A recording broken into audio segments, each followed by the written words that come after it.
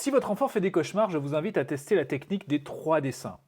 Soit vous prenez 3 feuilles, soit vous découpez une feuille en 3 parties. L'idée, c'est d'avoir une première partie sur laquelle l'enfant va dessiner un personnage qui fait des cauchemars. On va donc parler à la troisième personne. Ce personnage est en train de faire des cauchemars. Nous allons demander à l'enfant de décrire le type de cauchemar que ce personnage fait. Nous allons aussi lui demander ce qu'il ressent, quelles sont les pensées qu'il a, quelles sont les images qui traversent son esprit. Bref, nous allons rentrer dans le détail de cet état qui évoque les cauchemars.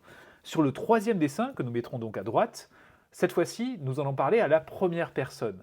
Demander à l'enfant comment il aimerait se sentir. Par exemple, au lieu de faire des cauchemars, il aimerait dormir paisiblement, avoir des rêves plutôt plaisants. Et il va même décrire le type de rêve qu'il voudrait. Donc nous avons cet état numéro 3. Et entre les deux, nous allons mettre une feuille, ou encore sur la feuille compartimentée en 3, ça sera au milieu, où l'enfant va dessiner le chemin entre l'état d'avant et l'état final, c'est-à-dire qu'il va par exemple faire une route, ou encore un escalier, ou une échelle.